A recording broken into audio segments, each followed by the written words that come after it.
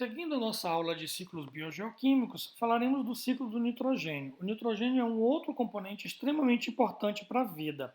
Ele vai estar presente, por exemplo, no DNA. Ele forma aminoácidos e esses aminoácidos formam as proteínas.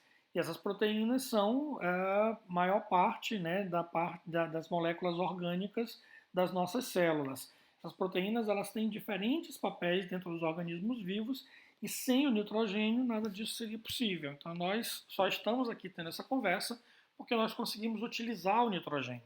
E aonde está a maior parte do nitrogênio no planeta? Na atmosfera, na forma de gás nitrogênio. O gás nitrogênio ele é geralmente considerado um gás inerte, porque ele praticamente não reage com nada. O que não é totalmente verdade, porque em algumas condições é possível que a gente tenha o uso do nitrogênio. Por exemplo, nas descargas elétricas. Quando há uma descarga elétrica nas nuvens, formando os raios, a grande quantidade de energia em volta daquilo ali faz com que o nitrogênio se combine com o oxigênio e isso vai formar, né, além dos óxidos de nitrogênio, que reagem com a água, também vai formar nitrato ou nitrito, e esse material vai se precipitar, sendo absorvido tanto pelo solo como pelos organismos vivos. Então, é uma forma de fixação do nitrogênio que é inorgânica, é simplesmente por ação da energia dos raios. Mas nós também temos organismos vivos que fixam o nitrogênio. Algas azuis, que são as cianobactérias, né, eram muito chamadas de algas azuis, retiram o nitrogênio do ar diretamente e produzem proteína. Quando elas morrem, essa proteína se degrada e é liberada então amônia. Já no solo, bactérias, no solo e na água também, né, a gente vai ter fungos e bactérias que vão decompor os organismos vivos e que também vão liberar os sais de amônio. Né? A amônia é um gás que, ao receber um íon H+, se transforma no amônio, que é um íon. Então, esse íon amônio, ele forma vários sais, como cloretos, nitratos, sulfatos, fosfatos e assim por diante. E esses sais que são disponibilizados no solo podem ser utilizados por outros organismos.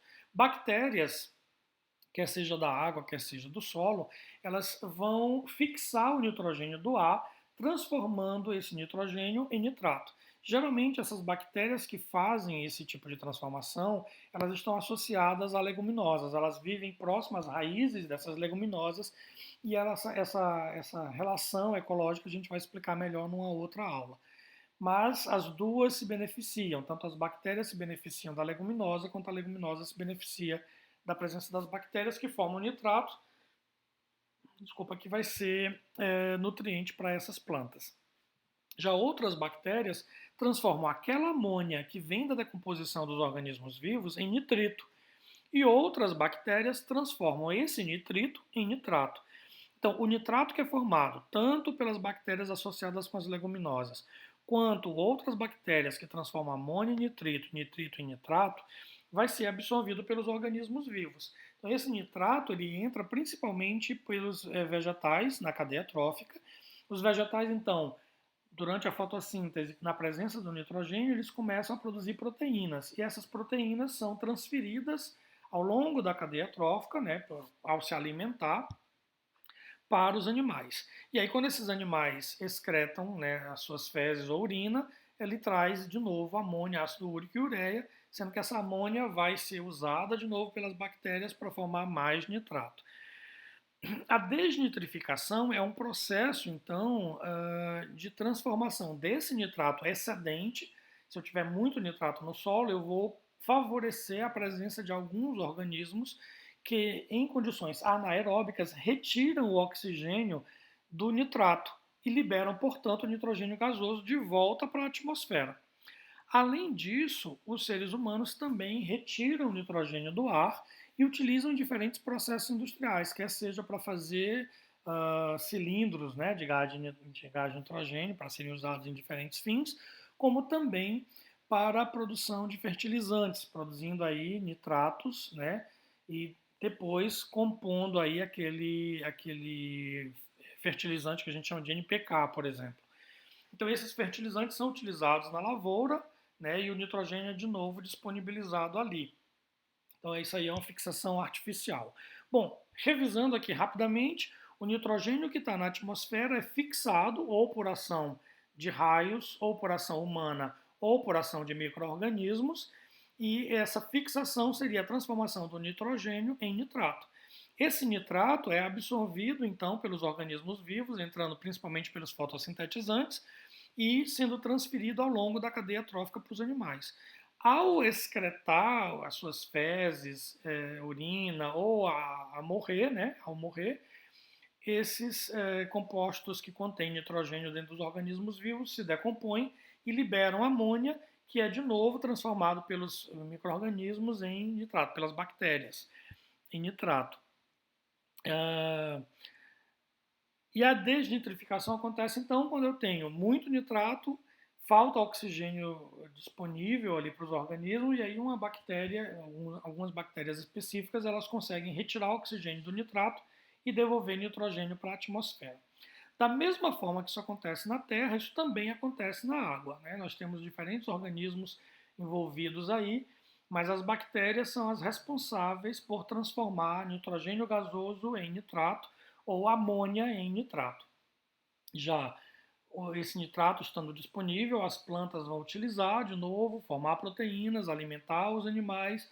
Esses animais vão excretar amônia, né, através da urina, das fezes e da decomposição dos seus organismos, e isso volta a ser transformado em nitrato. E esse excesso de nitrato é desnitrificado, né, emitido de volta para a atmosfera na forma de nitrogênio gasoso. Ok?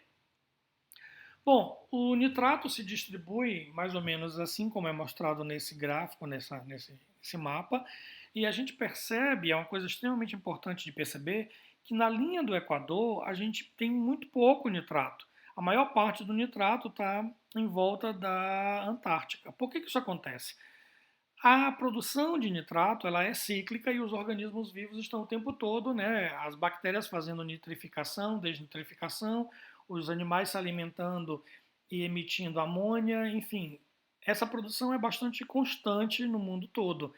Acontece que quanto mais próximo a gente está da linha do Equador, mais animais, mais organismos tem ali para consumir também o nitrato. Então existe uma alta concentração, por exemplo, de fotossintetizantes aqui nessa região, né, algas, bactérias que vão utilizar esse nitrato. E esse nitrato, então, que vai ser utilizado aqui, vai entrar na cadeia trófica. Por isso aqui parece que falta nitrato. Na verdade, não falta, porque ele é produzido, mas ele é imediatamente consumido. E aí a gente não encontra muito nitrato disponível. Já em torno da Antártica, como a gente tem aqui um ambiente frio, eu tenho menos organismos vivos se desenvolvendo e, portanto, né, eu acabo tendo uma sobra, digamos assim, de nitrato nessa região, ok? Mas o nitrato é ciclado aí em todo o planeta. Bom, então, com relação ao ciclo do nitrogênio, nós temos esse desenho que mostra que as proteínas então se decompõem em aminoácidos, os aminoácidos viram amônia, e aí nós temos essa transformação de amônia em nitrato e a desnitrificação, que é a transformação de nitrato em nitrogênio. E novamente uma nitrificação, onde o nitrogênio é transformado em amônia ou transformado em nitrato, né?